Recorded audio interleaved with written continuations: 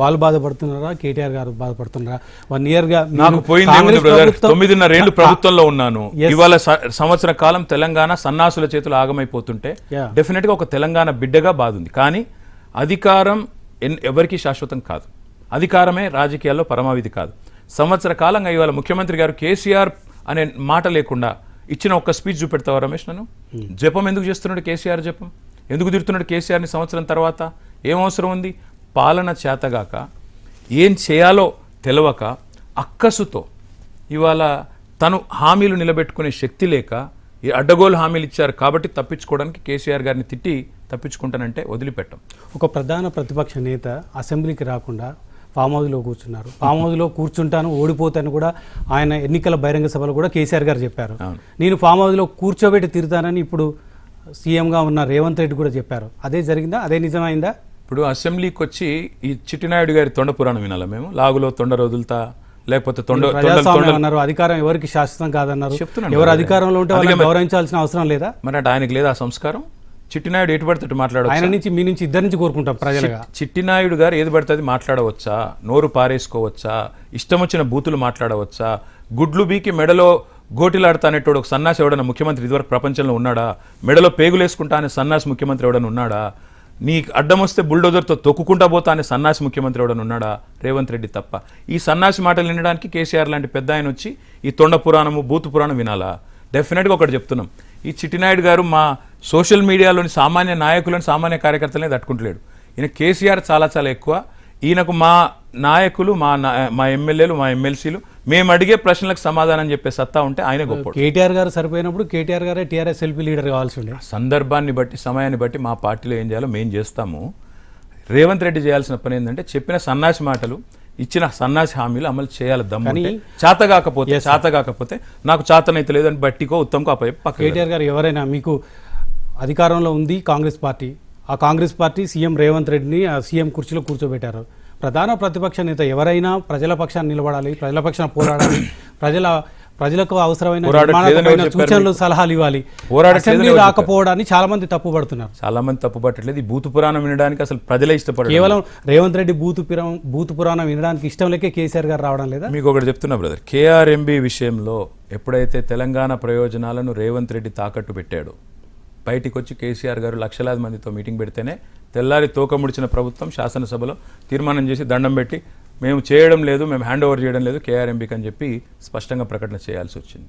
కేసీఆర్ గారు ఎప్పుడు రావాలో ఏం చేయాలో ఆయనకు తెలుసు. తెలంగాణ తెచ్చిన వ్యక్తి ఆయనకి ఏం చేయాలో బాగా తెలుసు. ఒక్క మాట మాత్రం పక్కా, ఇచ్చిన హామీలు అమలు చేయలేని సన్నాసులు అటెన్షన్ డైవర్షన్లో భాగంగా కేసీఆర్ ఎక్కడ అంటున్నారు. నేను అడిగేది ఏమంటే ప్రజలు కేసీఆర్ ఎక్కడని అడగడం లేదు. ప్రజలు ఏమడుగుతున్నారు?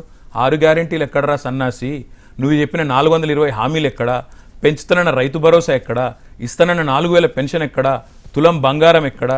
స్కూటీ ఎక్కడా అని ప్రజలు అడుగుతున్నారు. 2 లక్షల జాబులు ఎక్కడా అని పిల్లలు అడుగుతున్నారు. చేతనైతే రేవంత్ రెడ్డిని వాడికి సమాధానం చెప్పారు. కేటీఆర్ గారు నిజానికి సంక్షేమ పథకాలే ఓట్లు కురిపిస్తే, సంక్షేమ పథకాలే ప్రజలు విశ్వసించే సంక్షేమ పథకాలు కాదు బ్రదర్, ప్రజాస్వామ్యంలో ప్రజలకు ఇచ్చిన హామీలు నిలబెట్టుకునే సంస్కారం ఉండాలి.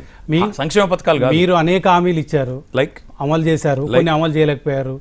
అయితే ఇప్పుడు ఏమంటున్నా వీళ్ళు అమలు చేయరు నేను అది చెప్పడం లేదు.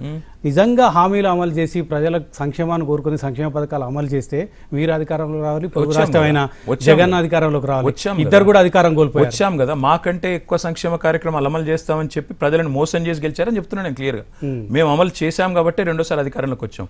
కానీ మేము 2000 పెన్షన్ ఇస్తే కాదు 4000 పెన్షన్ ఇస్తాం, పెద్దమ్మ డిసెంబర్లో ఇస్తా, చిన్నమ్మ నేను వచ్చే నెల నీకు తులం బంగారం ఇస్తాను, నీ బిడ్డ పెళ్లికి స్కూటీ ఇస్తా, నీకు చదువుకునే పిల్లకి, నీకు వెంటనే రుణమాఫీ చేస్తా, డిసెంబర్ 9 రోజు ఉరుకురికి 2 లక్షలు తెచ్చుకోండి, తెల్లారే సంతకం పెడతా.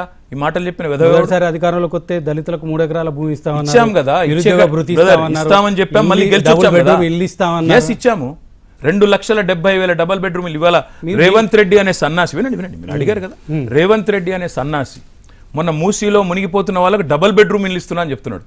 ఎక్కడి నుంచి వచ్చినాయి డబుల్ బెడ్రూమ్ ఇల్లు? మేము కట్టకపోతే హైదరాబాద్లో 1,00,000 డబుల్ బెడ్రూమ్ ఇల్లు కట్టినాం. ఇలా మీరు కావాలంటే పోయి పంపించి చూసుకోండి. ఒకటే చోట కొల్లూరులో 16,000 డబుల్ బెడ్రూమ్ ఇల్లు ఉన్నాయి, కట్టలేదా? 3 ఎకరాలు దళితులకు కొంతకాలం ఇచ్చినాము, తర్వాత భూమి ధరలు పెరిగిపోయినాయి, అందుకే తర్వాత దళిత బంధు పథకం తెచ్చాము. నేనేమంటున్నా బ్రదర్, అల్టిమేట్గా గుర్తుపెట్టుకోవాల్సింది ఒకటి, మేము 100 రోజుల గడువు 200 రోజుల గడువులో మేము వీళ్ళలాగా పెట్టి మాట తప్పలేదు. ఖచ్చితంగా రేవంత్ రెడ్డి అనే సన్నాసి రేపు ప్రజలకు సమాధానం చెప్పాలి, చెప్పి తీరాలి, చెప్పకపోతే మేము వదిలిపెట్టాం. వ్యక్తిగతంగా రేవంత్ రెడ్డి అంటే కోపం, రేవంత్ రెడ్డి సీఎం సీట్లో కూర్చోవడాన్ని కేటీఆర్ని జీర్ణించుకోలేకపోతున్నారా? ఒక రేవంత్ రెడ్డి తప్ప ఎవరు కూర్చున్నా మీరు ఆహ్వానించే దగ్గర బ్రదర్, నేను ఒకటి చెప్తాను వినండి. మీరు రేవంత్ రెడ్డిని నేను సన్నాసి అనడం వెనుక ఒకటే కారణం ఉంది. కేసీఆర్ గారు ఒక మహానాయకుడు, తెలంగాణ సాధించిన నాయకుడు, 2 సార్లు ఈ రాష్ట్రానికి ప్రజల చేత స్పష్టంగా ఏ పార్టీ పొత్తు లేకుండా అధికారంలోకి వచ్చి ముఖ్యమంత్రి అయిన నాయకుడు. 71 ఏళ్ళ వయసు, 70 ఏళ్ళ పైబడి వయసున్న నాయకుడు. ఆయన స్థాయి కానీ, అనుభవం కానీ, ఆయన యొక్క పరిజ్ఞానం కానీ ముందు రేవంత్ రెడ్డి చాలా చిన్నోడు. కానీ ఆయన మాట్లాడే మాటలు ఇవన్నీ ఒక సామాన్య బీఆర్ఎస్ కార్యకర్తగా ఒకవైపు, రెండవది ఒక కొడుకుని నేను, ఆయన కొడుకుగా ఇవాళ మా తండ్రిని పట్టుకొని, అంత పెద్ద మనిషిని పట్టుకొని నోటికొచ్చినట్టు ఒక ఓటుకు నోటు దొంగ దూషిస్తుంటే, 50 లక్షల రూపాయలతో దొరికిపోయిన వెధవ దూషిస్తుంటే ఏం చేయాలి మరి నేను? నాకు రేషం రాదా? డెఫినెట్గా వస్తుంది. అన్నిటికంటే ముఖ్యం ఆత్మగౌరవం రమేష్. ఇవాళ ఈయన భాష మారితే మా భాష మారుతుంది. ఆయన ఒకవేళ ఇష్టం వచ్చినట్టు నేను మాట్లాడుతుంటే ఆయన ఇటుకతో కొడితే మేము రాయితో కొడతాం.